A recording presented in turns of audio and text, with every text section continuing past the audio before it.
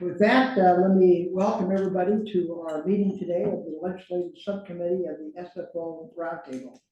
Let me call the meeting to order on Wednesday, August 14th at, what is it, 3:32 on Wednesday. We are meeting in person at the Hillsborough City Hall Conference Room and virtually via Zoom. Let me note before I say anything else that this is being recorded and will be available for subsequent access on our website. With that, joining us today are staff of the Roundtable: Kathleen Wentworth, Roundtable Coordinator; Diane Estopono, Administrative Secretary of the Roundtable; and Timothy Middleton, HMMH Technical Consultant of the Roundtable. And Tim is with us via Zoom, so welcome, Tim. So Kathleen, Diane, do we have anyone else we need to recognize? We do have Emily Tranter, who's the Executive Director of National Coordinator for the National Organization to Ensure a Sound Controlled Environment, otherwise known as N.O.I.S.E. Good. Welcome, Emily. And do we have anyone from FAA here? No, we do not. We have some members. We have two members of one member of the Roundtable, Ms. Papajohn, the Roundtable member from Burlingame, is attending. And did you promote her? Yes, but she declined to be a panelist. Right. Hello, am I in the right place? Latest degree. Come on in, you're more than welcome. And we have one member of the public in our meeting room. Would you like to hear? And we have several, two members of the public on Zoom. on Zoom. On remote, and we have one live with us. You're the former chairperson of this committee. I was never the chairperson, Sure. but I did push for the legislative committee. There you go. I knew there was something really noteworthy about your tenure here. Sue Degree from Pacifica's longtime member, former member of the Roundtable. Many years, yeah. Welcome. Let us take, with that, let's move on to roll call. So Diane, or Kathleen, I'm sorry, can you do roll call, please? Okay, roll call. Chair Al Royse. Present. Member Angelina Kalen, excuse me. Member Pam D. Giovanni. I think she was gonna join us via Zoom, but I don't see We're her. expecting her. Okay. Get back to her later. Member Mark Nogales. Member Rob Newsom. Here. And member Robin Pang Maganaris. Not Not here. here. So Okay. we have, we can honor the quorum, but we don't. Okay, and when Pam comes on the line, or if any of the other members join us late night, if you could please let me know, appreciate it. Okay? Okay, well, moving forward here, let's, next item on the agenda is public comment on items not on the agenda. Staff would note written comments which have been received, and Diane, I'll come to you in a minute on that. And we now allow members of the public to speak on items not on the agenda. Members of the public who are present, could you please turn in the speaker slip to Diane? And then members of the public joining remotely, we will then call on you at that time. So Diane, could you please explain how the public can participate in today's meeting? Yes, thank you, Chair. For those attending the meeting on the Zoom video conference, who will use the raise hand feature in order to organize any public comments. During the general public comment period and for each item on the regular agenda, I'll ask those members of the public who wish to comment to click on the raise hand feature to speak on that agenda item. For those joining by phone, please press *9 to indicate your desire to speak. When you hear your name called, I will prompt you to unmute your microphone and inform you that you may begin speaking. You will have 2 minutes. Please note that members of the public must wait for the prompt in connection with each agenda item before using the raise hand function. Thank you. Okay, let me move back to my notes here. Do we have any members of the public that wish to speak now on items not on the agenda? Let me just note that the agenda today deals with FAA Reauthorization Act, both the bill itself and the process. So anything other than that is now the time.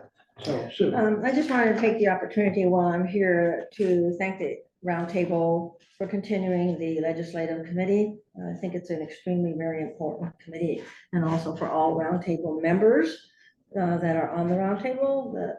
Really, your role is extremely important to each other, and very appreciated. Great, thank you, thank you. And we were just noting earlier, when you were on the roundtable, you were the original, one of the sponsors of the legislative subcommittee. Yes. So we thank you for that. Well, the legislative committee, I thought we would have to go through the process of creating it, but the person who had Kathleen's job at the time said, oh, by the way, you already have a legislative committee. It's just you have to activate it. Oh, well, So that was a big help. let me encourage you for the vision of reactivating it. Okay, let me also know before we move on, are there any other items, members of the public that wish to speak on items not on the agenda? There are no members with their raised hands, but I do want to note that Miss Ann Schneider has joined us. Oh, great, welcome. And I think Ann is the alternate to Angelina, so that is another member for the quorum. So Ann, welcome. Okay. Let's see, so with that, we'll close, anybody on Zoom that wishes to speak on items not on the agenda? Not at this time. Okay, that, let me close the public comment and move to the heart of the meeting, the FAA Reauthorization Act. Today, we're gonna focus on the FAA Reauthorization Act. HR 3935, the Reauthorization Act of 2024, was signed into law on May 16th of this year. And it's nearly back, I think it's over 1,000 pages long. And it reauthorizes the Federal Aviation Administration and the National Transportation Safety Board and related revenue authority through September 30, 2028. So it's a 5-year bill similar to what was passed before, with a budget funding of over $105 billion over the next 5 years. A complete language of the entire act is available through a link in your packet and is searchable. And I believe we have put it on our website. Yes. If not, we'll make sure it's there. Of particular note to us is section C, noise and environmental programs and streamlining, containing sections 781 through 795. But there are additional provisions in other sections that we'll hear about today and discuss. Today, we'll start out hearing from Emily Tranter, the Executive Director and National Coordinator for the N.O.I.S.E, National Organization to Ensure a Sound Control Environment, who will give us an overview of the legislative process and the roadblocks along the way to getting a bill like this through the twists and turns of the congressional process. I know we've had a lot of increase in public over exactly why it took so long, how this bill comes to pass, can we still make changes to it? I guess how the sausage was made. So Emily's going to walk us through that. And then after that, we're going to go through specific provisions of the bill and an overview of it highlighted by Tim Middleton of HMMH. So with that, we'll start with Emily Tranter. So Emily, if we could ask you to unmute, and we'll allow you to proceed. And welcome. Thank you. Thank you, Chair. Thank you, everyone. It is very nice to be with you all today. And as Chair Royse just said, Tim is going to give you really the meat of what the FAA bill contains. But I just thought in talking to Kathleen and Chair Royse over the years, you know, it really is a sausage making process. And so I wanted to just sort of give you a snapshot of just where we are right now. In the legislative process. Obviously, the FAA bill has passed, but to just kind of give you the context for where we're at and then put the FAA bill and how we got here into that context. You know, Congress goes in the biennium. So the 118th Congress, we are currently in there. So 2-year terms. And so the House of Representatives is reelected every 2 years. So if you can imagine, the members of your House delegation are in continuous, what they call cycle, continuously trying to get reelected and raise money.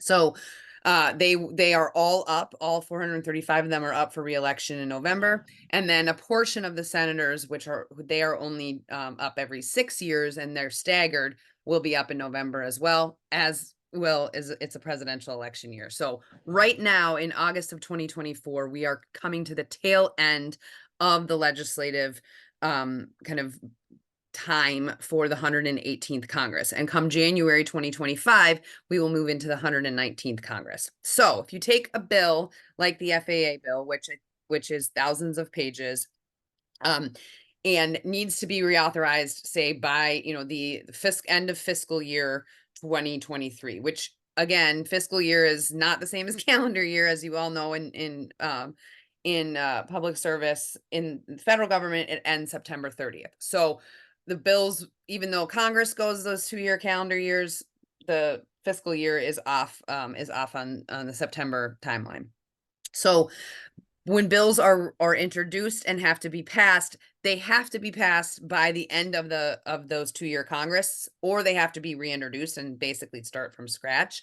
But if they are authorizing funding, they have to be either passed or extended by the September 30th deadline. And so as we saw with the FAA bill, it was extended many times before they were able to get final passage. And if they weren't able to do that, a bill would have had to be reintroduced at the beginning of January and start all over and go through the committee processes and things like that.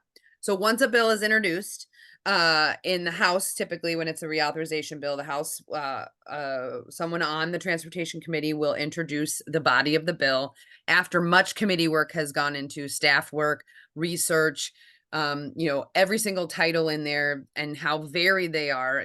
Tim is probably going to focus, or I know is going to focus on the noise provisions, but all of the, capital, all of the airline industry, safety, all of those things are in there. And it's a quite robust piece of legislation that has a lot of different factions to it. Does have to go through the House committee, subcommittee on aviation first to be marked up.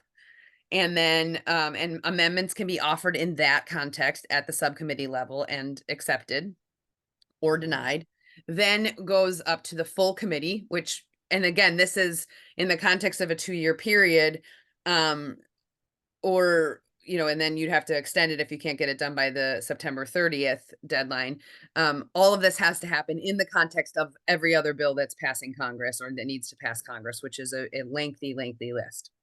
So once it passes the committee, then it could functionally sit there for 2 years, depending on what the different sort of hurdles are that need to be faced. In the case of the FAA bill this year, as you recall, there was a very big divide between the Senate and the House's perspective on pilot training hours and virtual and live training, and that held the bill up for months and months, if not, a whole entire year. And I should just back up. The Senate will also move forward with a similar process at the same time as I just described in the House. Typically, they're depending on the majority and the minorities, which is a big deal in this discussion, and other priorities, they'll move at different times. And sometimes the Senate is, a whole 6 months behind the House or vice versa, depending on the issue. But for the FAA bill, the Senate went through that process as well. And under regular order, what is then supposed to happen is the Senate will pass their version of the bill on the floor, and there can be, as many floor amendments as are germane. This House will pass theirs, and then they will come together and conference that bill and work out any of the kinks or the places that they disagree and come up with a final version that will then have to pass both houses again and be signed by the president. Problem is that is very difficult to do in a smooth kind of one fell swoop because of just a multitude of issues. One, the big one this go around was the pilot training. I think 2 or 3, might have been 3 now, FAA reauthorizations. There was an issue with the unionization of FedEx versus UPS, just the labor provisions that held the bill up for, I think, 3 or 4 years. I'm not remembering now. This was in the early teens, 2011 maybe. But I mean, those are the big provisions that can hold bills up for years and years. And then you get down to the more granular level, which is, amendments or specific parts that, have to be run by the FAA. That's a big part of kind of what gets in and what isn't in, is that the FAA will provide subject matter technical assistance to members of Congress. Because even, as I said, you think about all the magnitude of what Congress has to pass every 2 years or attempt to pass, then you think about each individual member and all of the issues beyond FAA, beyond airport noise, that each member of Congress and then each senator is even more deal with kind of on a daily basis. So moving that can be a very slow and arduous process. And then there's a question of what, what amendments get in the bill. And that can be extremely subjective. A lot, as I alluded to a moment ago, when the majority is one party, that party tends to have more, easier time getting amendments accepted because their leadership, will support their rank and file members. But it might not be as easy for someone who's in the minority to get something accepted. If things are controversial, within a community, or there's not a whole lot of background or understanding of it, that can really hold up the process.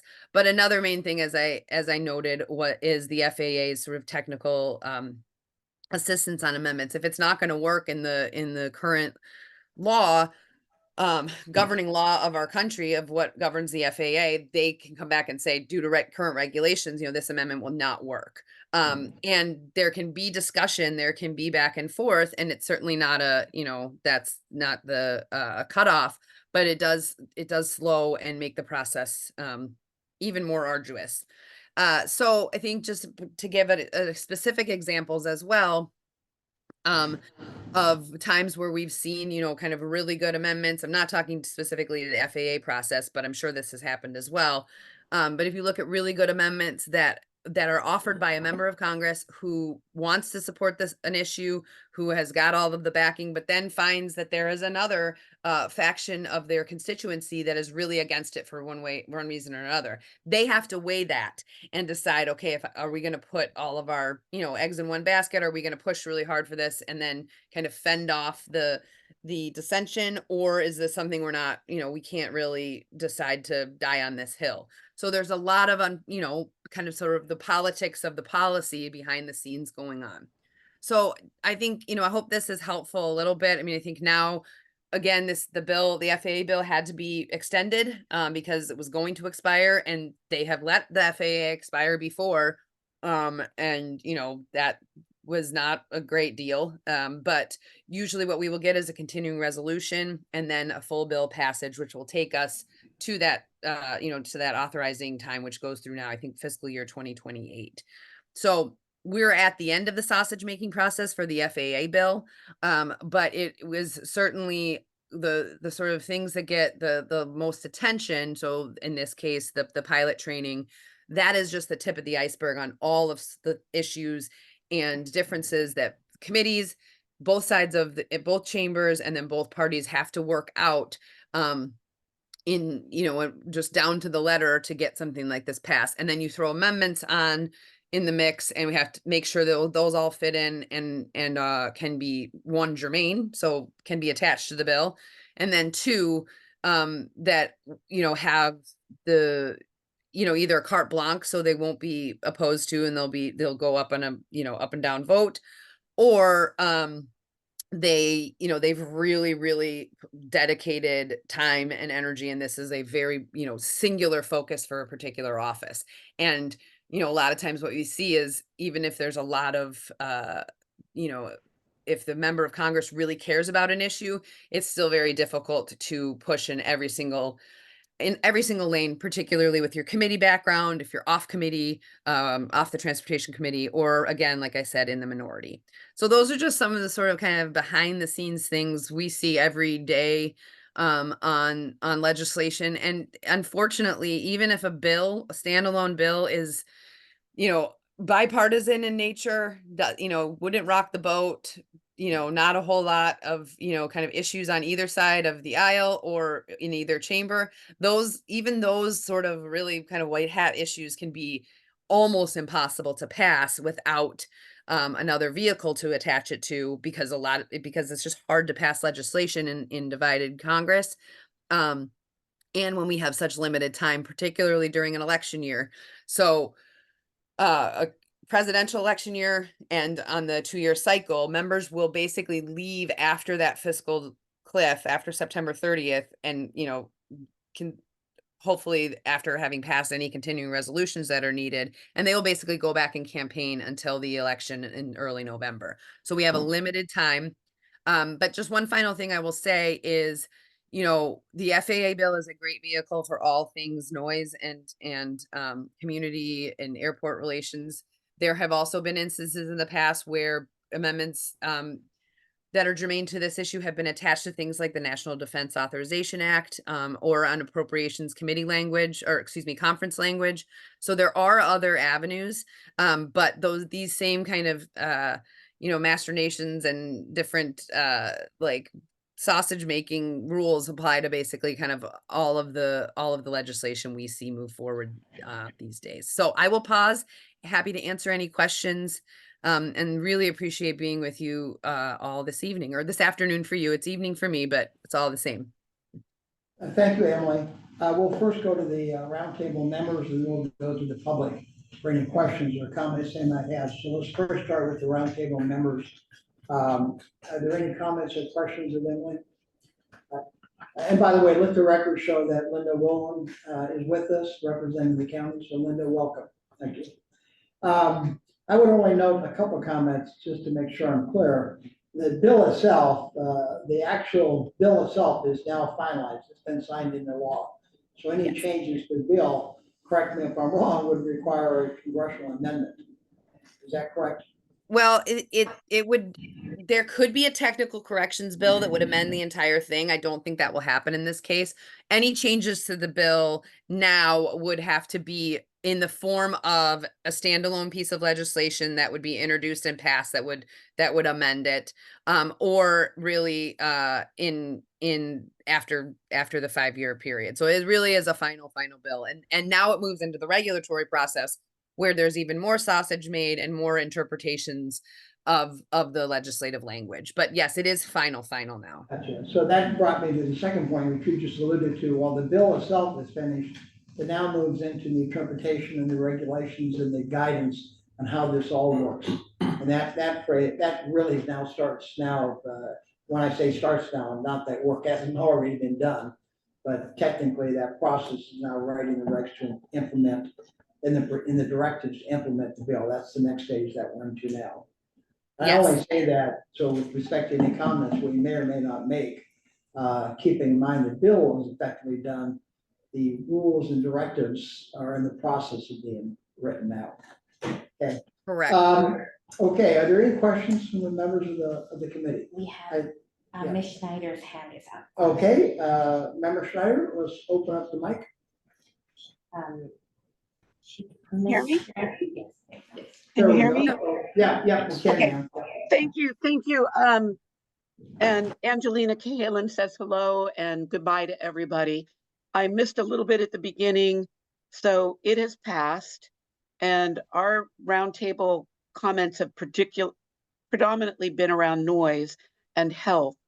And given what Emily said in their interpretation of the bill, is there any way that we can dive into health impacts, not just noise, but then the things that I can't get our roundtable to consider, the related air pollution on that? Is there any chance that we should be following the interpretation or the regulations that come out of it? Well, so a couple things I just want to mention for context too, and I think Kathleen, I may have owed you this, but there wasn't a real answer to it. A lot of times there will be timing, like, the FAA has to do this implement this provision or have this report back. I didn't see any on the ones we were tracking, and Tim, you can please correct me if I'm wrong, that are, have like a 60 or 90 or day clock on them. But Member Schneider, to my understanding, if I'm understanding your question, the regulatory process now will be interpreting what the language that was already included in the law. So if there are, when Tim goes through the noise provisions in the bill, if there are sections in there that are, point to what you want to have considered or think about at a federal level, there's certainly opportunity to work with the administration to say, under this provision, we would like the administration to consider X, Y, and Z. But to be clear, in this process, there isn't any additional or new language we could add or create in the FAA bill under the regulatory kind of interpretation process. This is really just this is the administration's chance to take the legislative language, which sometimes can be fairly broad, because if you spelled it out in detail in every word the bill would be 20,000 pages long, if not longer. So this is really the opportunity for the administration to take the bill and then create policies out of the legislative language with legislative intent, with their kind of toolboxes. And that's true, across any agency. And for the FAA, it's really putting it into the context of operating the air system and engaging with the industry. Right. So Thank you. I know that Can I- that may be a little unclear, but Just to add to that, Emily, section 791 is requiring a UFP study, an ultrafine particle study. And so that, in terms of health impacts, is the one I think that's kind of sticks out the most in terms of requirement for health. So if you look at 791, that's a standalone section for ultrafine particle study that's directing the national academies to begin and the National Research Council to conduct a study on the effect of airborne ultrafine particles on human health. So that is a standalone health study that is separate from noise, and that's part of this bill. So, and that might that I think answers part of your question. Thank you. Again, from my days, intent is always critical, and intent can have, it can drift quite a bit. Chair Royce, I Yes. think, given that President Biden's, I always forget the name of it, but 40% of infrastructure dollars are supposed to go to communities of concern, and there's an entire set of environmental metrics that go with that. In that package of metrics shows that Millbrae, I didn't dive into Hillsborough, Burlingame, and San Bruno, but I would imagine San Bruno, South San Francisco, Daly City, possibly Pacifica, would fall under like Millbrae. All of Millbrae is now considered 92 to 93 or higher percent of PM 2.5. And then in two different categories, diesel 2.5 and then another 2.5. So I wonder if we were to dive into some of those metrics under environmental justice, it might give us a way to see whatever was passed in the law and what we might be able to use from health. Does that make sense? Did I explain that? Yeah, no, I think what I'm hearing you say, and correct me if I'm wrong, is when we go through the bill and consider if there's any comments we want to make or areas we want to explore further, this 791 might be an area that we pay particular attention to. The ultrafine particles, because it affects a number of our communities. And the fact that now somehow they're getting this data, given that there are no permanent air monitoring devices in northern San Mateo County, that they're getting this data. Maybe it's from NOAA and it's doing it all by remote sensing. It's all by satellite on that. But I think if we were to point out the fact that this new data from the federal government might help us with the health argument. Yeah. But again, this is roundtable. As long as we stay strictly with noise, we're not getting to use all of the metrics that could help us. Gotcha. Okay. Again, we're gonna go into the, and I appreciate those comments. And I'm sorry, Andrea, member Papa John is out in the member. I know she may not be on this committee, but Andrea is out under attendees. Papa John from Burlingame. Yes, I promoted her to panelist, but she declined. Oh, okay. Public, okay. All right, thank you. Thank you. Could you explain to what panelist means? Panelist is part of the members, the roundtable members, and attendees are usually held for the public. It's an artificial construct of the Zoom feature. So if you, Ms. Papajohn, you're not going to be required to say anything. It just allows you to say something. Yes, it allows you to Without getting unmute and permission. mute without Yeah. having to do that. So send it to her then. Yes, and I'll send the request again if she would like to become a panelist now. Okay, Thank you. thank you, Diane.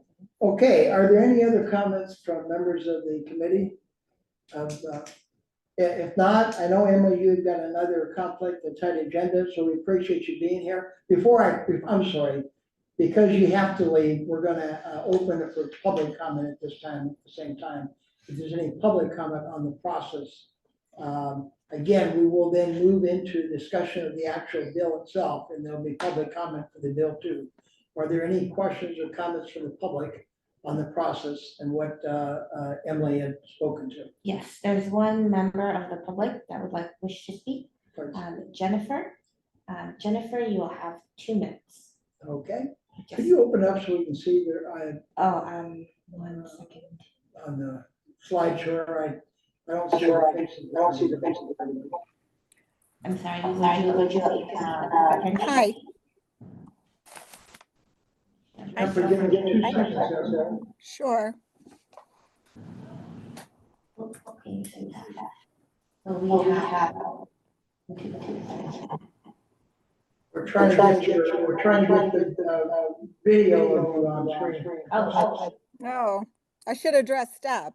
I need to start the time. She's not on. We can hear you, so that's most important. Okay. So, oh, let me know when to start. Okay. Please That was start. an interesting description. Emily, thank you. I'm curious about this situation when, and by the way, I think this is probably one of the most important parts of the FAA reauthorization is how the laws are interpreted thereafter. And putting energy into that is really important. I can name countless examples of what happened in 2018 of where citizens worked for provisions and they came out very differently. And no matter what we said at any forum, there was no follow-up. So I appreciate that focus. It's really important.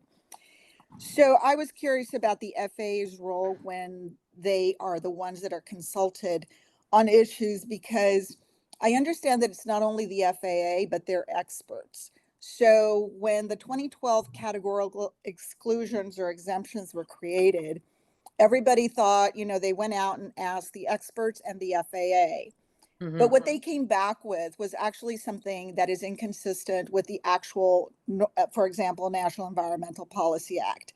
Yep. And the way they're supposed to account for noise. And because of a FOIA, we found out how the FAA was couldn't tie things together. But the airports had gone around saying, oh, you've lost all your rights because of this CADEX. And that was just actually not true. The Government Accountability Office also demonstrated that there was no law that says, no, you don't do NEPA anymore. So what happens when the FAA is wrong? Their experts are wrong. And how do you advise about that? Because this is clearly a lot of backdoor stuff, unfortunately, and citizens just repeating what they hear.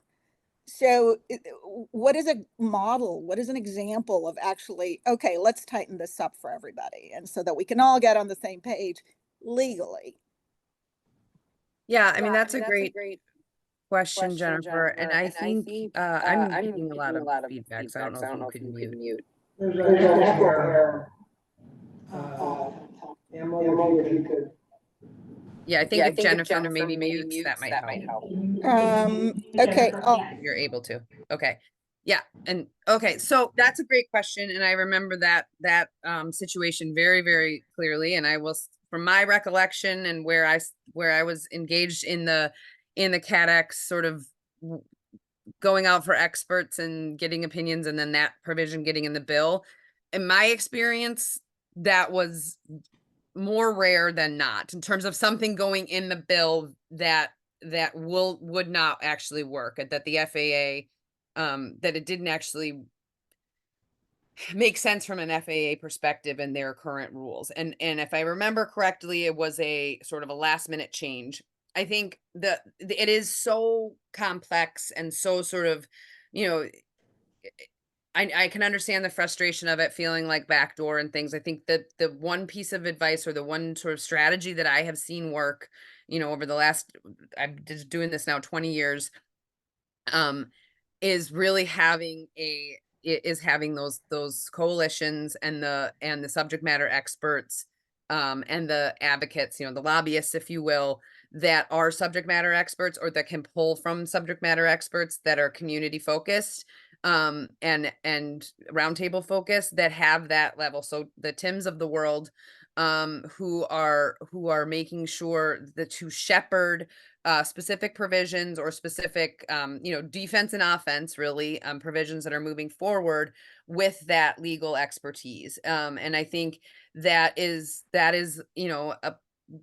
this is my opinion, not necessarily of N.O.I.S.E or my firm, but it is it's an issue with, sort of how, you know, you can access those. You really need to have the subject matter experts on your side, because that is where, you know, you go into Congress and you have strong lobbies that you have to defend from. And so having those subject matter experts on quote unquote your team, is how you can kind of defend or account for if there is something moving forward that is very detrimental, or a lot of it misinformation, or not understood by the people that are supposed to understand it. Because unfortunately, there's just such a massive amount of laws and, you know, provisions and things moving across each and every member of Congress's desk, that having those local subject matter experts to feed up from the bottom up is really what we've seen work, and across, not just talking about aviation noise and airport issues, but really on any issue that you could identify that needs to be lobbied at the congressional level. And I would just also add to that, Emily, it is also one of the reasons that in the bill, they have in their requirements to report back to Congress at different times. And that's just not just a noise thing, that's throughout the entire bill. And so the purpose of that is that as Congress mandates the FAA to enact these new policies, as they enact the new policies. So in the 2012 case, I don't think they had to report back to Congress. I don't know for sure on that, but there's a lot more of those reporting back to Congress, because ultimately it is the lawmaker's responsibility to check up on the implementation of the laws that they write. And so because of that, that's why they're asking for reports back to Congress, briefings to Congress every 6 months, then reports from the Government Accountability Office. So the accountability of implementation of these laws and regulations is written into the bill as well, to hopefully, I think, avoid some of the pitfalls that occurred on previous ones. So. Great, thank you. Okay, are there other public comments? There are no other. Okay, with that, we'll close the public comment, bring it back to the council for any last comments before we move to the Timothy's presentation. Are there any final comments on this? Seeing none, Emily, I want to thank you. Appreciate you being with us today. Appreciate you putting the time for it.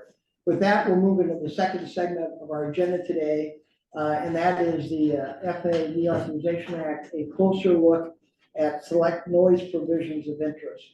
And we'll hear from Timothy Middleton. Already introduced him, that Tim is a principal consultant at HMMH.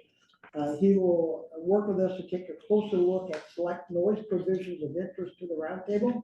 He'll also point out to us provision timelines and how the roundtable committee might choose to take positions or monitor the various provisions. And Tim, I just want to highlight your second comment about the reporting back provision. That's a great point that I haven't really focused on, but you're right. There are going to have to be mechanisms that monitors the implementation of this, which was absent in the prior bills apparently. So with that, Tim, I'll turn it over to you. All right. Thank you. Good afternoon, everyone. Thanks for having me here to present on the FAA Reauthorization Act of 2024. In your packets, and I think in the last few months, there were 2 other smaller PDFs that we shared to kind of prime the pump a little bit for you to kind of start to dig into what's going on in the reauthorization. This presentation, I'm focusing on just the noise provisions. Some of the other provisions of interest we actually have discussed on this call. There's the ultrafine particles, and there's some other provisions that might be tangentially related to environmental concerns and things like that. But for my presentation today, I'm focusing on noise as best as possible. And one of the things as we get into it is I would urge to take some notes on in terms of how roundtable members and the legislative subcommittee members may want to track some of the bills. And there will be timelines associated with that as I get it. So I'll do the intro part of this, and then it'll be a little bit interactive, hopefully, or at least I'll have some pauses where we can take questions. I do have the full language of the bill pulled up, so I can search it if needed for some questions and things like that. I'm not going to share the screen with that because it's an eye chart, but I can if I need to. So introduction for what is reauthorization, and Emily covered some of this, but what I just want to cover it from my perspective on it, just to provide some more information to the committee. So United States law requires that the FAA's budget and mandate be reauthorized on a regular basis. And so the laws of the United States are codified in the Code of Federal Regulations, and the FAA exists in Title 14 of the CFR. There's 50 CFRs, and some of them get regularly updated. Others have been in law and don't change that often. Authorizations like the FAA are considered technological, and because it has a lot to do with technology and the changing technology, the FAA, when it was put into place in the early to mid 20th century, they put in place a way to update the authorizations to stay in lockstep or track with technological changes. So since 2007, Congress has passed 27 short-term reauthorizations and 2 long-term reauthorizations. The 2 long-terms were in 2012 and then in 2018. And in 1970, the Airport Airway Trust Fund was created to fund or help fund the provisions that come out of these authorizations. And the federal government uses a fiscal year that starts on October 1st. And the previous reauthorization, and the reason I'm bringing up previous reauthorization is that there are elements from the previous reauthorization, most notably a GAO report, the Government Accountability Office report, that came out of that said, and the title of the report was the FAA could improve outreach through enhanced noise metrics, communication, and support to communities. And so the reason I bring that up is that there's a continuation of items that were contained in that GAO report in the language in this current authorization that just came through, which is, in my opinion, a very good thing that you can see a through line as there's development and progress being made in terms of addressing noise metrics, addressing the changing environment that people bothered by aircraft noise are living in, and just acknowledging the change of how aircraft operate and how people are affected by them. So for the FAA reauthorization timeline here, starting with the 2018 bill, you can see that as part of that bill, reports, and can you see my screen? Is that sharing? Yes, we can. Okay. Oh, I'm actually sharing your screen, so you can share your screen too. If you'd like. Oh. Or you can tell me to do next slide. I'm not sure. Here, I'll let you share your screen. Oh, I was. I'll let you share your screen. Okay. I didn't want to interrupt when in your beginning of your presentation. So Okay. Can you see it now? yes. Okay. Okay. So the authorization timeline, so you can see the 5-year reauthorization that occurred in 2018 included different reports to Congress, studies, and programs. In June of last year, HR 3935 was introduced, and because the bill is a spending bill, it started in the House. So any legislation that has to do with spending and federal budgets has to come from the House, because the House holds the purse strings. That's just part of the separation of power within our government. And the bill was very well received by both parties, and it was looking like it was going to get passed very quickly. And then, as Emily mentioned, there was some issues, 2 or 3 issues that arose once the bill went to the Senate. And those issues basically were resolved over the last year. And then in May of this year, so that 3 months ago, it was signed into law.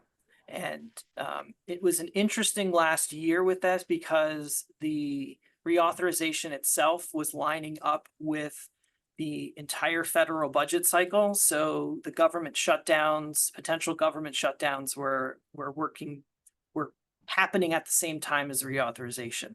Typically, it's preferred, or for anyone that's preferred by me, I suppose, but preferred by people that follow aviation and work in aviation to have it kind of separate from the budget cycle. And the reason I say that is of all the different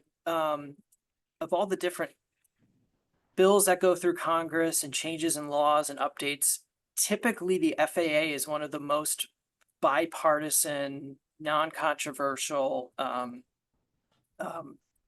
bills and changes to law that happens. Infrastructure in general is one of those things because everyone flies, everyone drives, and there's not as many social related political elements to that. So I'm not going to go that way. I'm going to talk about noise. So the FAA Reauthorization Act here, what's included in it? So as we said, I think it's a little close to 1,000 pages. It's a very large document. There's environmental initiatives in it, and I'm going to focus on noise. And these are just some bullet points just to share with the committee that you can look in. But it effectively modifies, updates, it modifies and updates everything that the FAA is responsible for, which includes airspace, air traffic safety, new entrants into the airspace, how funding occurs for airports. So how airports, if they want to do runway construction or terminal construction, how that works, and those are including grant assurances, how airports should plan and develop new facilities, existing facilities, how the FAA itself is organized and staffed, and how to support the core mission of the FAA of providing safe navigable airspace. And it treats general aviation security and the workforce itself. And as part of that in the Act, it authorizes the actual fiscal year appropriations.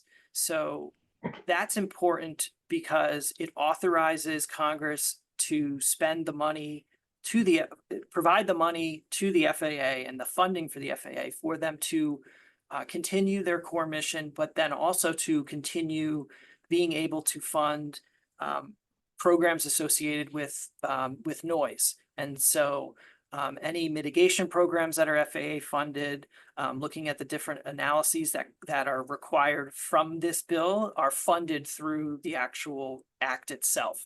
So when there's a requirement for the GAO to do a report, the funding for that exists, and requiring the FAA to continue looking at the noise policy review, and we'll get into the other measures, but it's all funded. So it's not only a mandate legally, but it's also a funded mandate legally for the FAA to modify, change, or how they proceed through with their different initiatives. So it authorizes $4 billion annually from AIP funding, and it's $200 million for airport safety, and 35% of the discretionary funding is reserved for noise and environmental. On the bottom, I have a little bit of a breakdown of how the appropriations work. And a lot of the money in the FAA goes to just supporting the actual infrastructure of safely flying aircraft to and from different airports, monitoring the airspace, et cetera. But a large portion goes toward noise and environmental projects. The FAA, Congress has done pretty well in terms of funding different environmental programs if you compare to other agencies, I guess, within the federal government. So as we said, the process began about a year ago. It is a 5-year bill, and it follows the fiscal year cycle of the federal government. So it funds through fiscal year 2028, and fiscal year 2028 begins in October 1st of 2028. So it funds it all the way through to September of 2029. Yes. I'd do a little math with that. You think there would be one calendar everyone follows, but that's just not, that would make it too easy for everyone. So, so that's fiscal year 2028. So it's funded through 5 years. And what I did for this presentation to really kind of focus on noise is kind of look through the bill and found where noise itself is written into the bill. And so, and I use bill and act. So an act of Congress is a bill. So saying act is the same as saying the bill itself. So noise occurs 77 times in the act. It's in the text of 17 unique sections itself. So the sections are their own component of the bill. And it's actually the title itself of 8 sections. And I have them listed out here. And then, as Chairman mentioned, there's one full subtitle, and that includes noise and environmental programs and streamlining. So that includes a lot of different noise provisions as well as environmental provisions that are included for like the National Environmental Policy Act. So anything implementation of NEPA and things like that. Any questions yet, or should I keep going? I just want to. See if there's any questions from the roundtable members. See no hands raised, any hands raised on Zoom? Now Okay. I just saw Miss Schneider's hand go. Okay, Member Schneider, you can open it. Sorry, Chair. Mr. Middleton, sorry, I don't see 791 here, but that's because it's specifically noise and 791 is pollution. Correct. 791. you. Yeah, yes, correct. 791 is the UFP study, and there's no noise itself in that one. You are correct. But it's in the environmental section. Thank you. Yep, you're welcome. So, of those 17 provisions that include noise, I'm just going to give some highlights of some of them, and then we'll do a deeper dive into others. Section 101 is the funding itself. So Section 101 addresses the funding levels. As we mentioned, the $4 billion per year, and it sets the funding levels through each year of the authorization. And that includes the airport planning and development and noise compatibility planning programs. Section 360 is a section related to actually wildfire suppression and the operation of aircraft that disperse fire retardant chemicals, but also transport firefighters into and out of wildfire areas. And the reason noise exists in here is that they modified the language to say that aircraft that those operations use don't have to follow the Part 36 noise standards, basically kind of making them like military aircraft. And I think in the reading into it, it's probably so that they can use some older aircraft that can get retrofitted to use during fires. It's not, I don't believe it to be a concern or anything to think of. I think it's for this committee, but it exists in noise there. So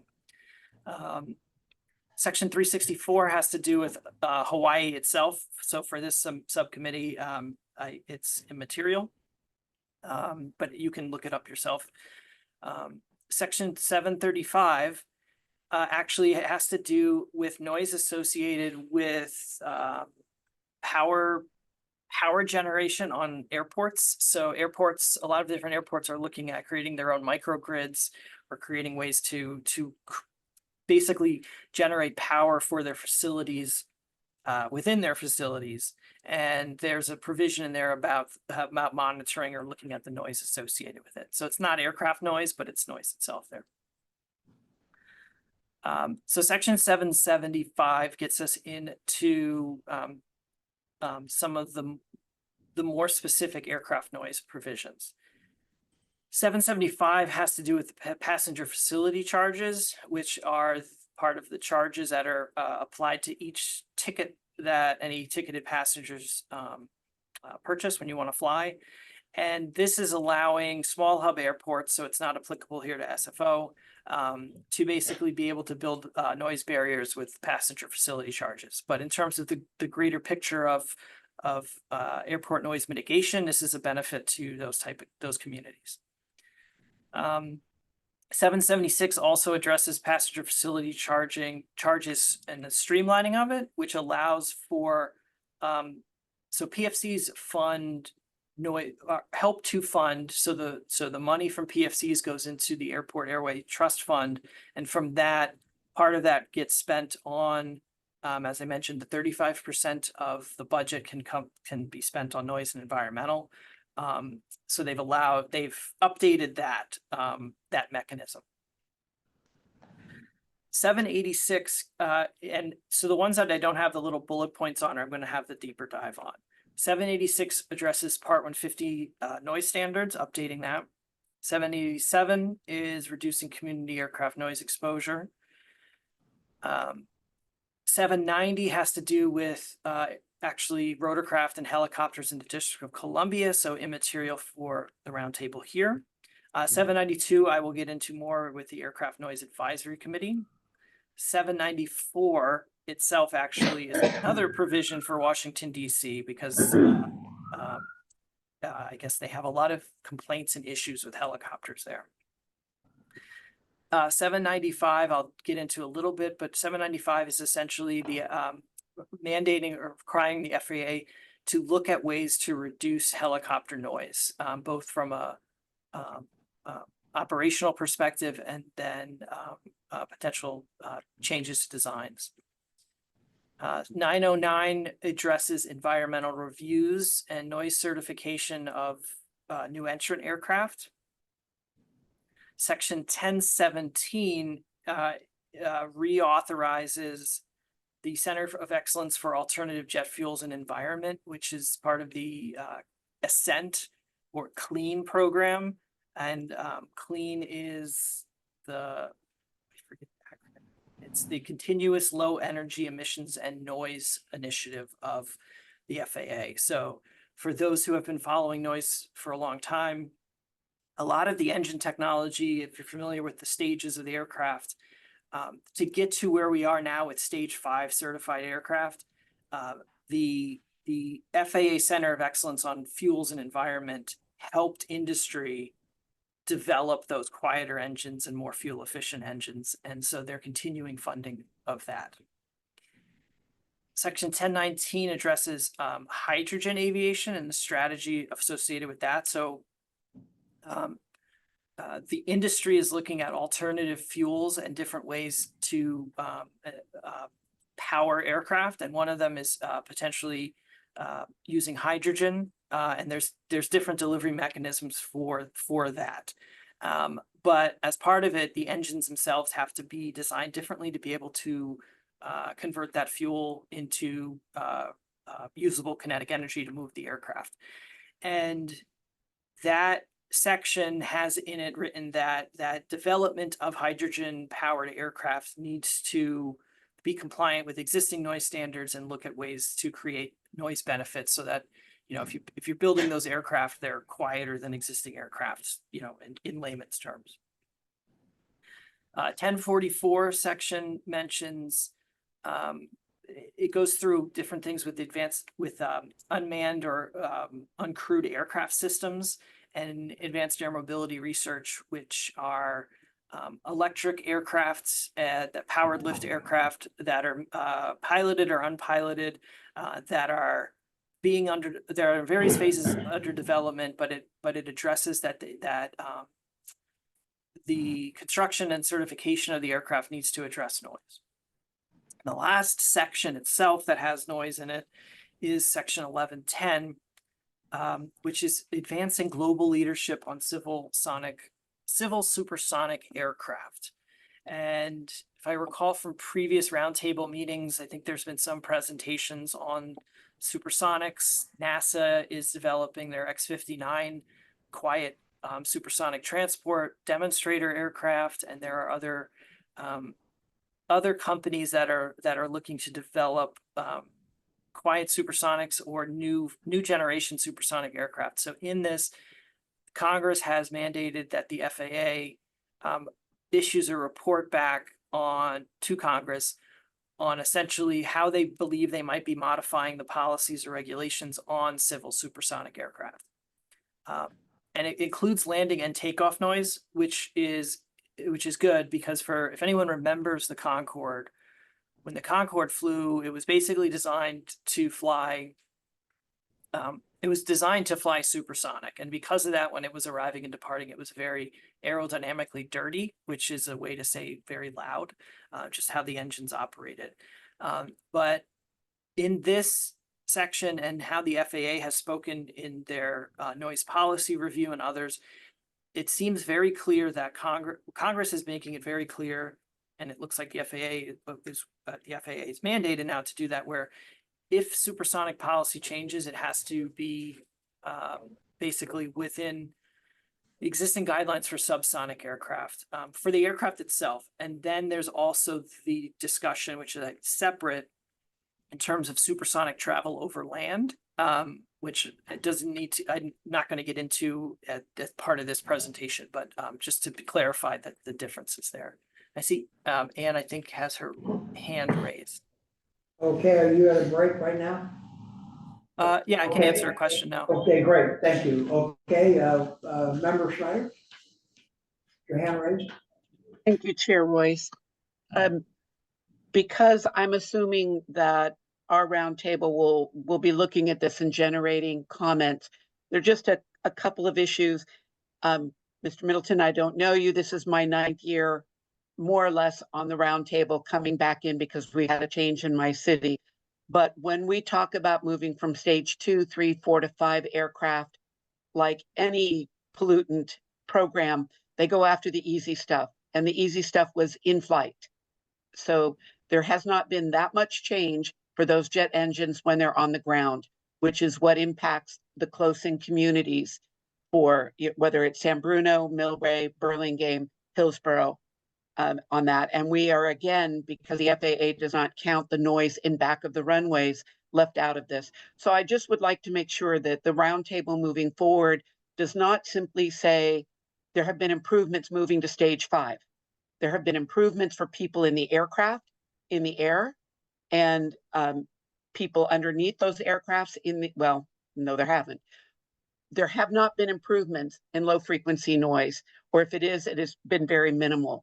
And I think that's part of the problem with the FAA right now, is that they've done changes for in the air and for people in aircraft and forgot those of us who are the close-in communities or the ones that are being flown over at very low altitudes. Number 2, so any of these, I think you brought this up first with 794 or through there. I just want to make sure that we're more specific on that there has not been that change.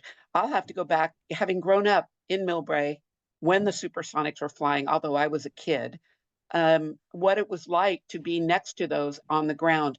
But I can tell you, and I've had this discussion with Bert, when Airbus came up with its new airplane, it makes a very loud, piercing sound that sometimes runs for 20 to 30 minutes as it sits at the gate and runs around.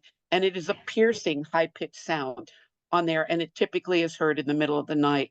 So these sounds, when we look at these areas, please look at it from those of our perspective as a close-in community. And I'm so tired of hearing the life is better under a stage 5 engine. No, it is not. It is worse because the planes are bigger now. And Bert said that at our meeting last week. Yeah, the difference, passenger rates are up almost to pre-COVID or over COVID. There are fewer aircraft and the aircraft are bigger, therefore greater low frequency noise. And the devil is in the details in how we use our terminology. And I'm such a nag. Sorry about that. Thank you, Member Schneider. Are there other comments or by the way, Tim, did you want to respond to that? There's a lot. I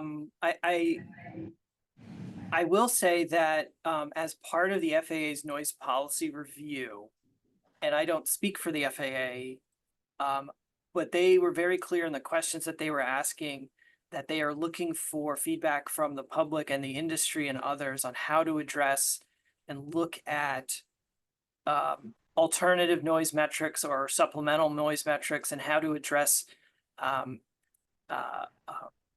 I think they mentioned low frequency noise, but they mentioned looking at the noise of different entrant aircraft and acknowledging that supersonics, these advanced air mobility aircraft, and as you say, these different types of aircraft have different sound qualities that are potentially bothersome, and how to address that. So I would say that there's awareness within the industry and within the regulators But I don't know where that will go, but I do, from my perspective, I've seen that there are times where it's being acknowledged, and then, so that's what I would say right now with that, so.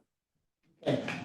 Are there other questions or comments based on the different provisions just outlined by Tim? By members? Okay, if not, this week, Tim, you want to move on? I would only note on that last page on your section 1110, my concern with the supersonic is how they deal with the noise primarily the noise on landings and on departures.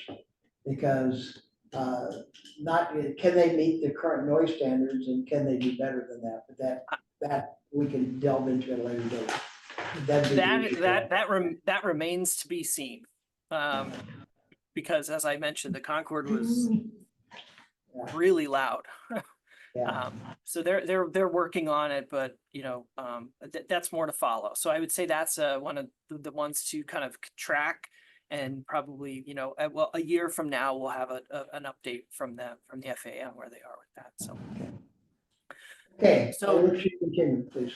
Okay, so what I'm gonna do now is I'll go through a closer look of the provisions I think that are of the most interest in terms of aircraft noise. And as we mentioned at the beginning, there's timelines associated with these. So what I am proposing to do, and how I've kind of structured this, is that to kind of focus the understanding, there's kind of three categories, and I have them written down on my notes about categorizations, but I think to make it a little bit interactive, or at least to write down some notes as I go through this, there are some items and that I believe will be near-term actions for members of the committee and the roundtable. There are some later term actions, and then there's some that are just simply monitoring of how implementation occurs. And the reason I think those three buckets will make the most sense, because some of them have to do with appointments to committees, or the actual structure of committees.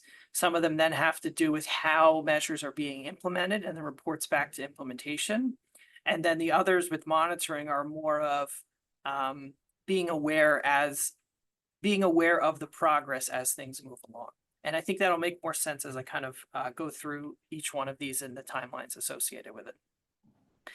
And some actions would be, members of the committee sending either letters to Congress members or to the FAA, providing input or recommendations, or recommendations on implementations of sections, things like that.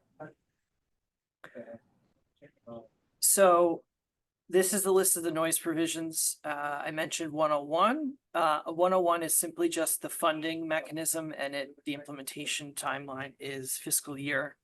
This one is simply awareness for the committee.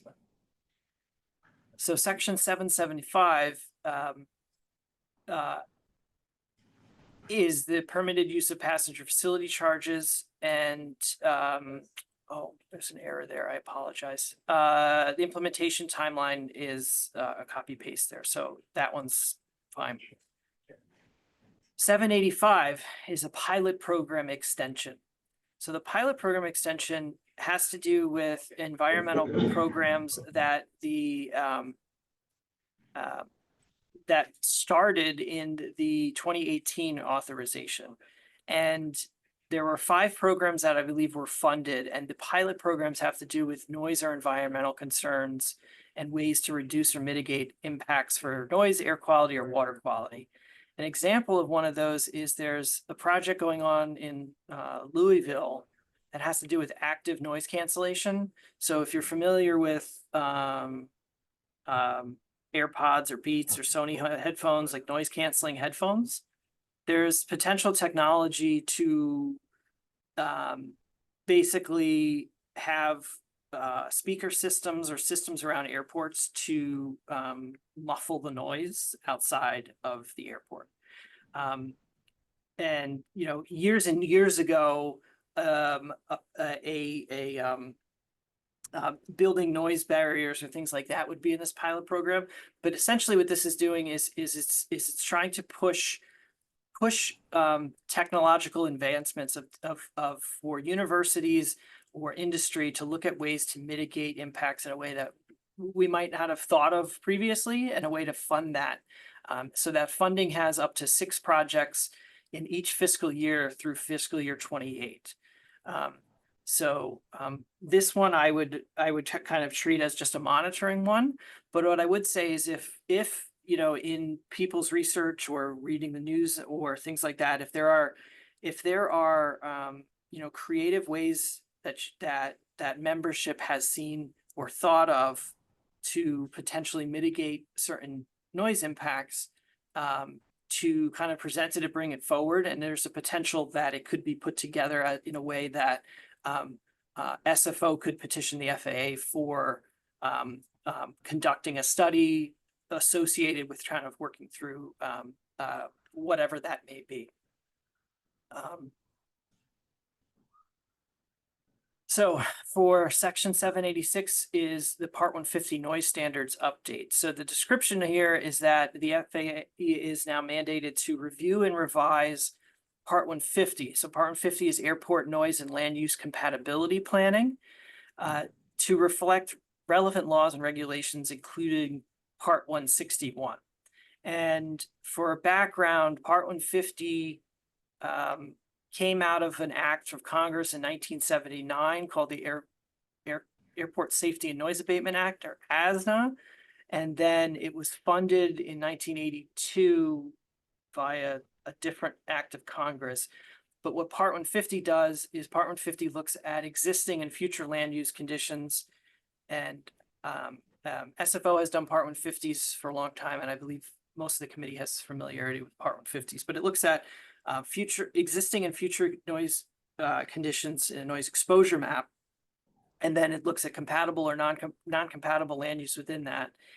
And because the Part 150 law was written in 1982, there have been changes to official FAA policy since then. And so one of the major changes since then was in 1991, the Airport Noise and Capacity Act was passed, and in that added Part 161, and Part 161 is airport access and noise restrictions.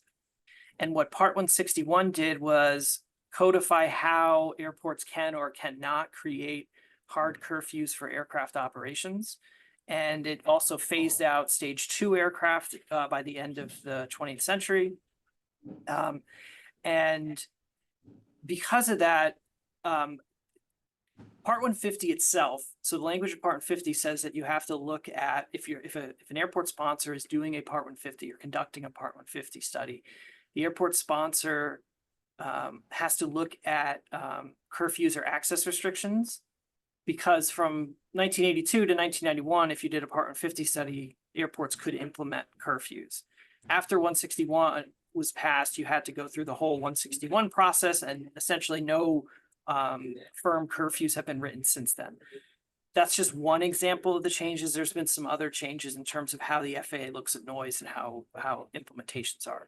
So the timeline here is that within 1 year after the date of the act, so by May 16th, 2025, the FAA administrator needs to review and revise Part 150 and brief Congress. A briefing is required 90 days from the passage of this act. So basically by November, the FAA needs to brief Congress on where they are in updating Part 150 or the recommendations for updating Part 150.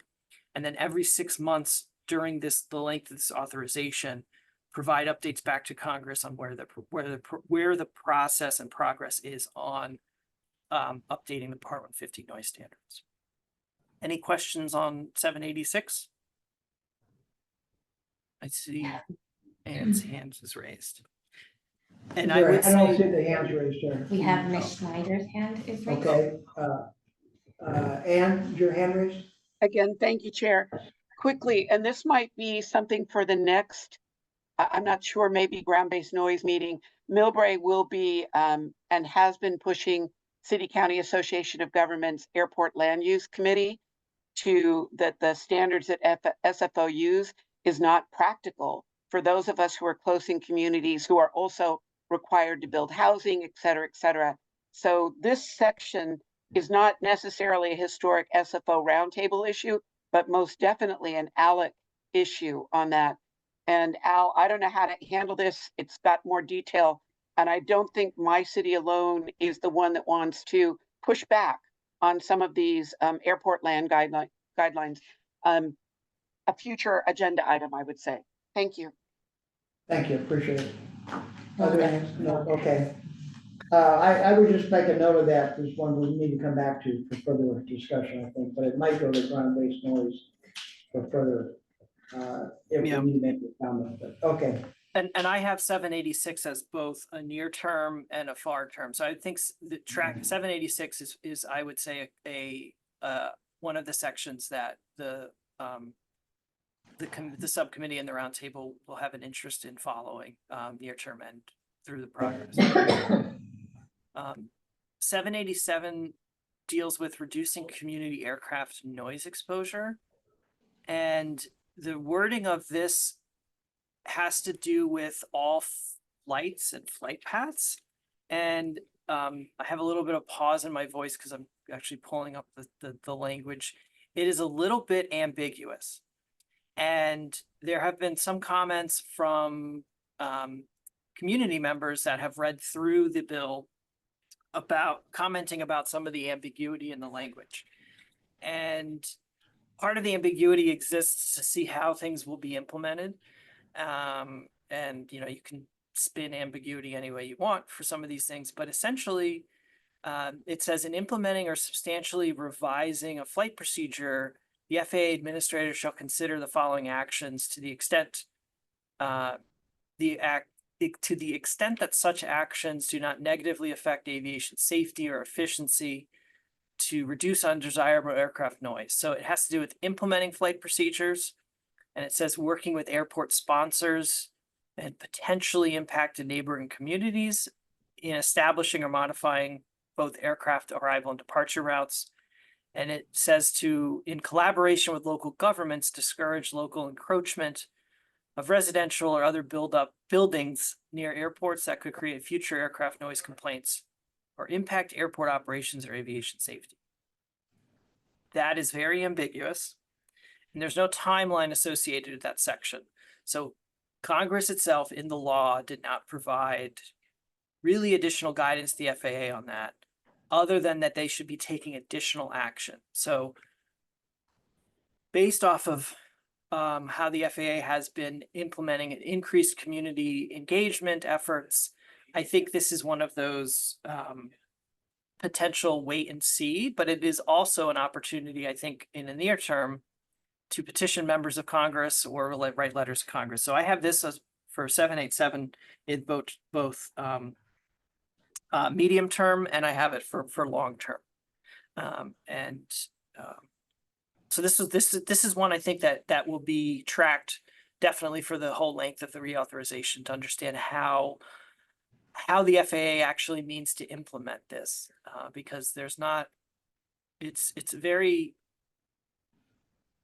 broad. It can be interpreted in very many ways, but there is an opportunity for the roundtable and the subcommittee to at least monitor this and then work with the FAA and others on it. So.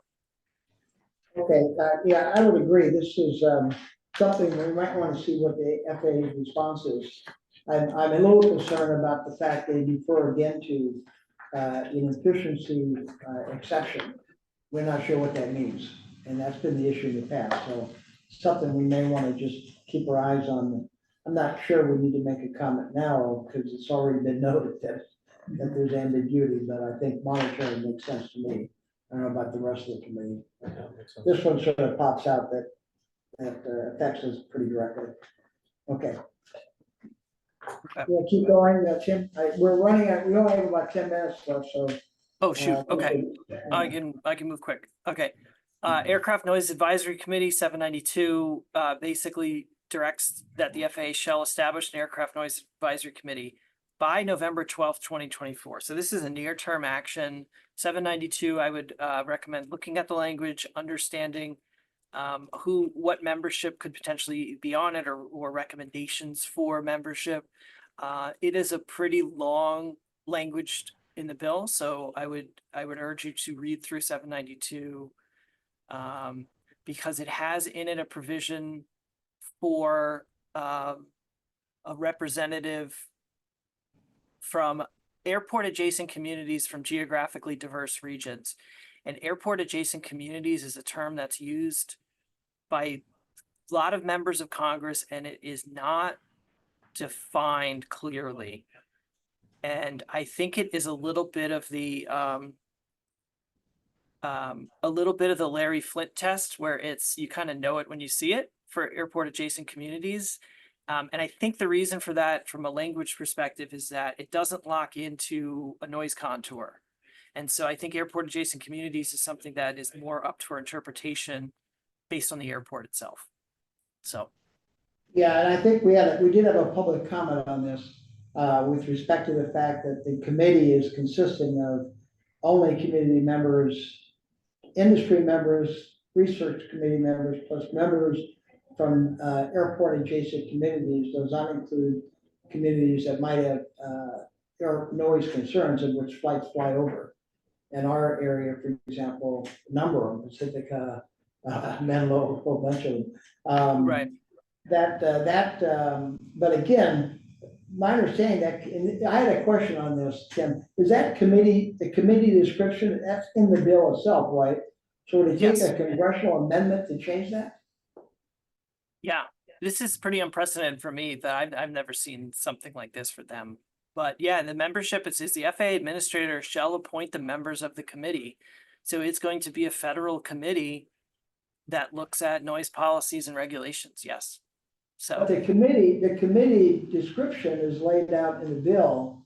I mean, could the FAA appoint somebody other than the members listed, than the categories listed? I don't think they could they? I don't know that answer. I don't know. And to me, that's why I think if you're gonna affect this, you need a congressional amendment to it. Well, I think you can massage the airport adjacent definition. You can, you think Since that's it's not a big- defined, so it's open for interpretation. Okay. Yeah. So that may be a point we wanna follow up on it. Yeah. About how, if the definition of the airport adjacent. whether- No, I think if you want to recommend someone that's from one of our communities, maybe that's the way to go about it. I don't know how they're doing. Well, they're nationally picked, so, yeah. But no, I think there's something we may want to come back and look at a little bit further. I'm a little bit, well, I understand some concern by some committees. I also believe that it may take a congressional amendment to change. That's my question. Okay, I don't want to hold this up. Yeah, and I think this is where the FAA administrator is going to just make the decision based off of their interpretation of the law here. And so that's Okay. where it's, if there's active members of Congress to talk to the FAA is one of these things there. And that committee is required through this legislation to submit a report back to the FAA within a year of being established, and then the FAA needs to report back to Congress on it. So this is somewhat unprecedented. And I think this builds on, as I mentioned, the GAO report that said that the FAA needs to look at the different ways of addressing noise concerns. Okay. An additional part of that is that the next section, 793, there's both A and B sections, and 793 has to do with the community collaboration program. And it says that the FAA shall continue existing community engagement activities. So if you're familiar with the ombudsman or the community engagement officers, they said to continue that. And then there's actually a lot of language in here. So I urge you to kind of read through 793 as well. And basically it's requiring the FAA to continue and update community engagement efforts, and then brief Congress on the progress of the community collaboration program. And again, this builds on the GAO report, which it mentions here as well. And how to improve outreach on noise. So this one as well, I would think is a midterm for like a midterm, and then a continual update on it as it gets implemented type measure. 795 addresses mechanisms to reduce helicopter noise. So this is requiring the FAA during helicopter certifications and working with manufacturers to both look at ways to reduce noise from how helicopters are operated and how you can potentially mitigate commercial helicopter noise. And it asks for a Government Accountability Office report to Congress in 2026. So this is a kind of a long-term and a monitoring one as well. For section 909 has to do with environmental review and noise certification. For this has to do with NEPA and the National Environmental Policy Act, where it says unmanned aircraft systems, the certification of them, the FAA needs to publish NEPA guidance on how to certify the operation of unmanned aircraft, and then establish the actual criteria and metrics related to their noise impacts. And so we mentioned Part 150 earlier. Part 150 is one of the standards. It's either Part 150 or NEPA in terms of traditional aircraft. So traditional aircraft being fixed wing aircraft or helicopters. These new smaller drone type aircraft, the FAA is clear here that they want, or Congress is clear in mandating the FAA to look at ways of establishing metrics that are clear on addressing unmanned aircraft. This was, as I mentioned, part of what the FAA has acknowledged this in the noise policy review. And so 180 days from the act, which is in the spring of next year, the FAA needs to issue guidance. So this is one to track. And I think once the guidance is issued, typically when they do guidance, they do they'll publish it as draft guidance, and then there'll be a comment period. So when the draft guidance gets published, I think that would be the point then to revisit with the committee and then see if the committee wanted to submit comments there as well. Okay. And it says currently the noise certification, which is part of Part 36, doesn't apply to these aircraft yet because they're smaller and they're not manned aircraft. So, and Part 36, as a refresher, is the part in Title 14 that has to do with the noise certification of airframes. And it looks at the arrival, departure, and the sideline noise of aircraft. So every aircraft that is type certified to fly in the airspace also has to get a certification that it meets the noise requirements of airframes. I'm going to finish the slides and then I think take the questions. Yeah, if you could. Being cognizant of time. Section 1017 focuses on the Center of Excellence of Alternative Fuels, so the CLEAN bill, and it reauthorizes funding for CLEAN, and it also says that the FAA needs to continue efforts to reduce community noise exposure from civilian aircraft, pollution, and emissions. So to Ann's point earlier, this mentions emissions, improve and expand scientific understanding of civil aviation noise and support improved modeling and examine the use of novel technology. So this is just funding additional research into making, reducing noise and reducing emissions. And this goes through the duration of the authorization. So this would be one to monitor throughout. And then 1044 has to do with unmanned aircraft systems and advanced air mobility. And it mandates the FAA to support research and development and demonstrate activities to facilitate transition of new technologies so that they can safely integrate into the national airspace system, and including addressing noise and other societal and environmental impacts. And I would say that that's a very key word, because if you're familiar with some of the advanced air mobility manufacturers, Joby, Wisk, Archer, etc., the aircraft are being pitched as very quiet. However, they tonally may be different and they have different sounds. And so even though they might be quiet from a acoustic perspective, they're still going to be aircraft and they're still going to be in airspace. And I think that is I think it is key to note that Congress is acknowledging that societal impacts have to do with where the actual aircraft physically are. And so I would say from a community perspective, I think this language is good to have in there. And this is just for the duration of the authorization. It's just a mandate for them over the next 5 years. So that's the last slide on that. I do have on here, and it's in your packet. There's you can Google some of these. There's different. The FAA's done some webinars. There's been publications from the Transportation Infrastructure Committee. The AAAE has provided some authorization language, and we're a little over time, and I could go back or answer some questions. But I guess back to you, Chair. Quick comments from the roundtable members. If not, we'll go directly to public comment because we're at 5, which was supposed to be a close. I want to make sure we have the public opportunity to comment. Then we'll come back to the roundtable for any closing comments.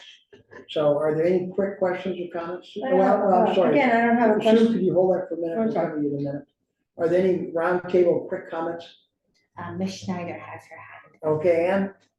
I thank you. Going back to the second to the last slide where you're talking about drones or other things, we're so SFO oriented and SFO backfilled during COVID with more commercial cargo on that.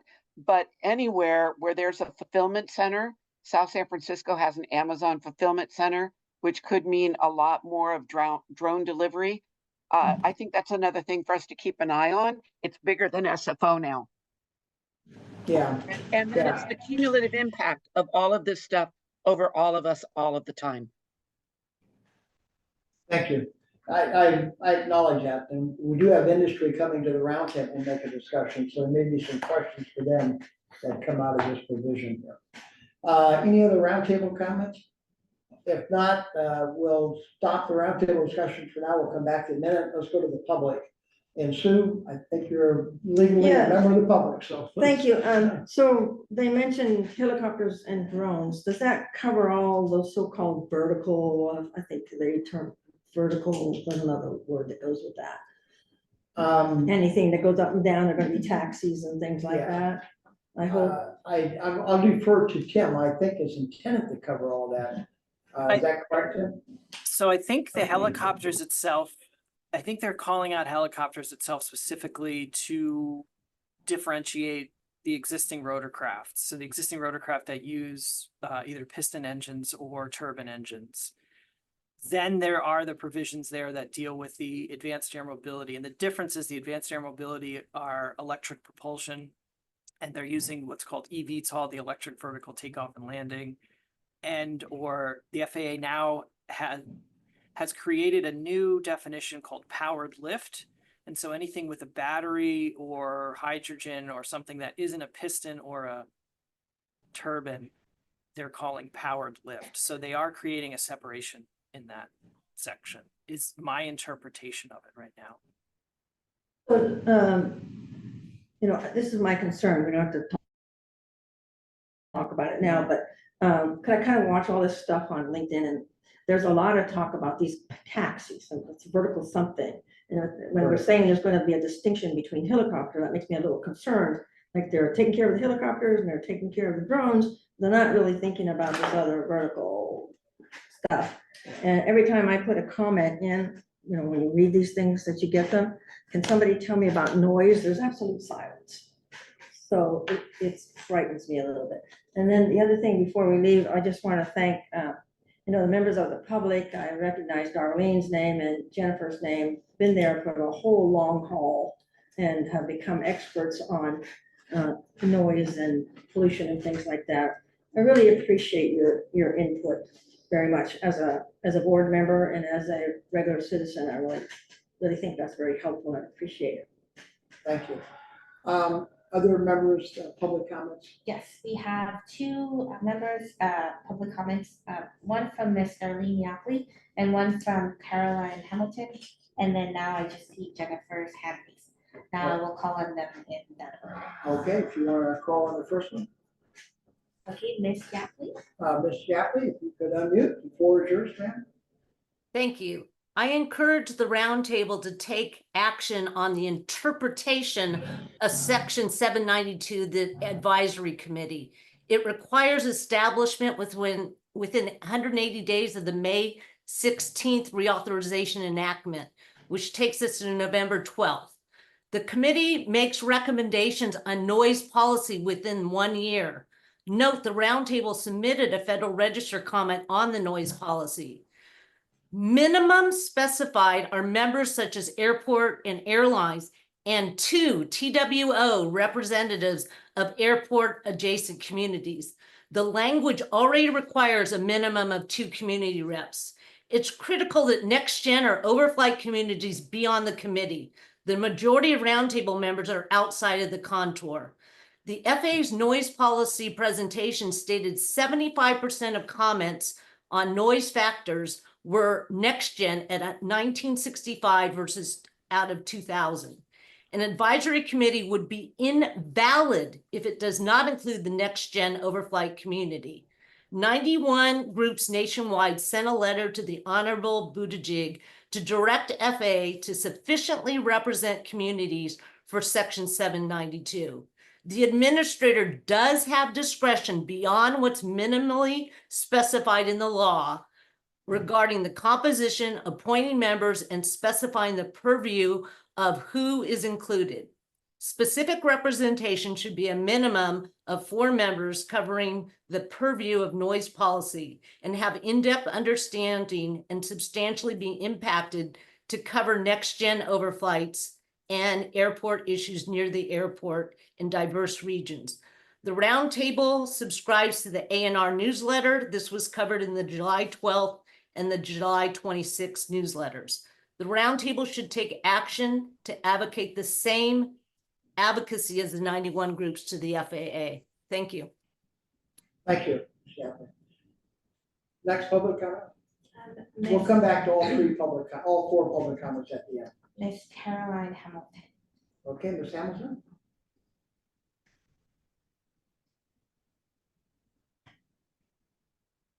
Ms. Hamilton. Hello, my name is John Hamilton. I'm the president of class over here on Bay Farm Island. And I just want to say that activities at San Francisco Airport do heavily impact what's happening over here at Bay Farm Island. We encounter noise from Oakland Airport, both the North Field and the South Field, as well as the overflights from San Francisco. And we're very, very happy with the activity that's going on with the San Francisco Roundtable. I think it's fantastic. But, you know, the flight patterns of San Francisco Airport dictate what's left for Oakland Airport. And what we would like to do is we would like to have our nighttime flights, which go between 10 p.m. and 7 a.m. The planes will take off and they'll turn about 30 degrees once they get to about 500 feet in altitude. And that makes a big difference for the citizens over here. We have 15,000 people living adjacent to Oakland Airport runway. What we would like to do is to have daytime traffic from departing from Oakland, leave the airport, not going straight out, but go also at 30 degrees. And the reason why we can't do that right now is because of the flight paths over at San Francisco Airport. So it's important that we, as representatives of the communities here in the area, consider that what happens in San Francisco does impact Alameda very significantly. And I just want to say, please make sure you consider Alameda in your discussions. And thank you very much for having such a nice presentation. Thank you, Mr. Hamilton. Appreciate you being with us. And lastly, Jennifer. Jennifer, okay.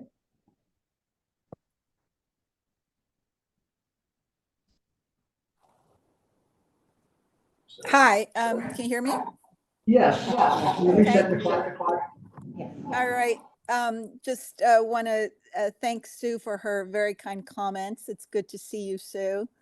And it has been several years. So I've got a lot, so I'm going to try to focus on a few things. The committee, because a lot of discussion, I support what Darlene said. My biggest concern with the committee is that all the committee members on that that I see don't really know the environmental laws that are going to ultimately govern the whatever ideas they have about managing noise.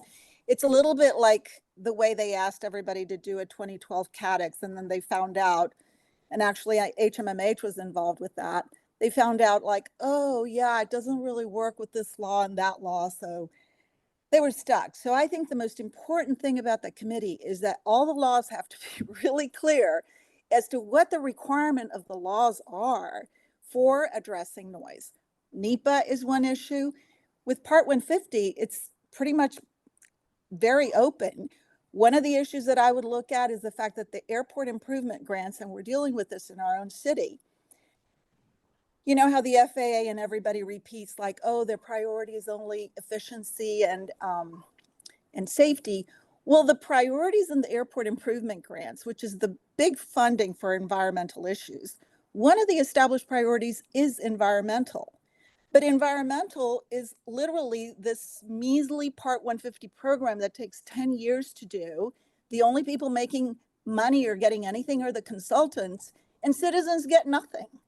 So you guys have to really look at follow the money, and really, Ann Schneider brings up great comments as well. That's all about how do you measure success? Well, you can't measure success without some numbers. So I would really encourage you to do that. Great, thank you. Thank you. Are there other comments? There are no other. Okay, with that, we'll close the public comment on the agenda items and bring it back to the committee for final comments on it.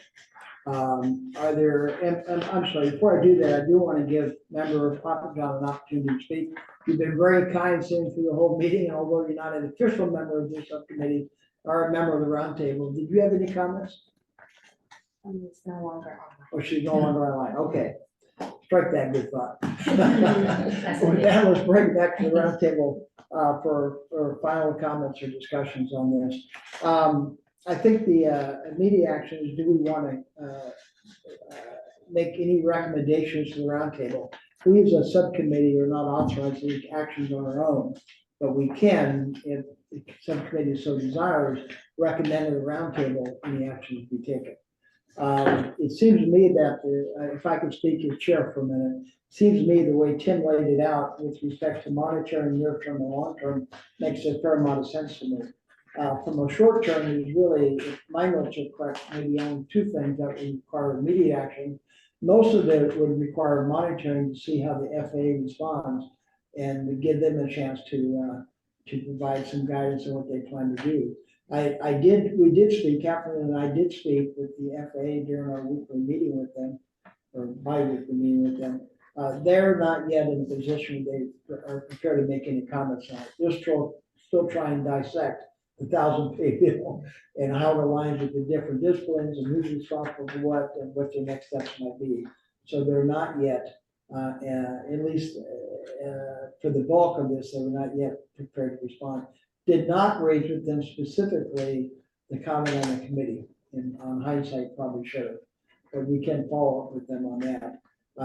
I do think we need a clarification on exactly what, if Pete Buttigieg, DOT leader, has the discretion or not. We need to get that clarified. To me, that's a question. If he does, then I think we could give some thought to a recommendation that the number of committee members be included, to include not just more members, but also include overflight members that are not directly adjacent. If he has no authority for it, then I think we need to rethink what we might think. That'd be my initial thoughts. The other provision, I think, Tim, you indicated it might need some immediate action. I forget where it was now. It might have been part 150, I think, Yeah, number 786. 786. So we need to give a little thought on what we can do there. I don't know if any committee has any thoughts on it. My thought is that we sort of summarize this meeting.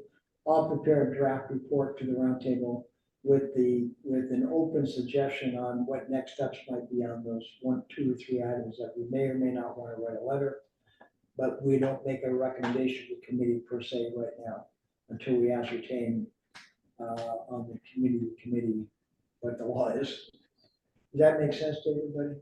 Kathleen? It might work out, also if we wanted to ask HMMH to draft a report that outlines a lot of what Tim just said. In other words, these things, short-term, medium-term, long-term, and make that a comprehensive report that you could maybe go to the roundtable for. That's a great idea. That's a great idea, Tim, to sort of summarize what you said in sort of a draft report. A nice chart, a nice, Yeah. just like you got here, but, so it's real clear what we, and maybe suggest, what are possible actions you could take? Yeah. Especially for the shorter term ones. Possible, okay, that makes sense. I see an extra column. Yeah. I think that's a good recommendation, Kathleen, if everybody's in agreement with that. Yes. Other comments? We have Ms. Schneider. Ann, okay. Ann, I apologize. I do not, my screen does not show if your hands are raised or not. So Diane, thank you for knowing that. Ann, the floor is yours. Chair, never concerned. Love how you run meetings, no worries. Looking at, I agree with what you and everyone said. I think though, unless, I think I might be confused, but Ms. Yapley and Jennifer both talked about this committee and the short timeline that it's on. And you had asked in the beginning, would there be recommendations to the full roundtable? I think we should be prepared to have a close-in community representative. And I firmly support Ms. Yapley and Jennifer in getting a flyover, especially, I'd go so far and then I took my gap having one of someone like Darlene as a member of the roundtable because they are so well educated and so well informed that my question then to this committee is, must they be an elected official and the representative of a roundtable, or can it be people that we trust that they do their homework and know their stuff? And I don't know the answer to that. So, Tim, my understanding, and you helped me, that 792, the committee representation, when they list the categories, they don't include roundtable, they include community members, so it would not necessarily have to be an elected official. Is that right, or am I wrong on that? I think it could be. Could be it doesn't have to be an elected official. It doesn't, my reading of it is it doesn't have to be an elected official. In fact, my initial thought was it probably would not be an elected official, but Yeah. we probably need to get that clarified if you could for us. in that case, the recommendation that Kathleen recommended, if it could include that, and then if it doesn't have to be an elected official, as a resident of a close-in community who does have environmental science training, I'd throw my hat in there. But I stepped down as a council member in December. So, I don't want to take a place from a roundtable, but I do want to make sure that this committee does things that recognizes the unique topography of SFO. Yeah, and I speaking personally, I don't disagree with that, although I am cognizant this is a national committee, so they'll draw from a national group, but. I understand, but if we don't speak up, we will never get the coverage we need. Yeah, gotcha. Okay. Any other comments? We're at 5:20 and I apologize for running late. Tim, I want to thank you for getting through a 1,000-page report in an hour and a half meeting. So that's very, very commendable. So I appreciate that. The purpose of this meeting was a couple things. One is to make sure we increase our awareness of it, get some thoughts around it, be able to speak more intelligently and debrief the entire committee. This hearing is recorded. I am going to urge the members of the roundtable they can tune it into themselves and hear it directly, because that's one of the reasons we spent some time on it, to allow people the venue and the opportunity if they couldn't attend the meeting. Any other comments? No. Anybody on the screen? No. If not, thank you. Jen, is yours.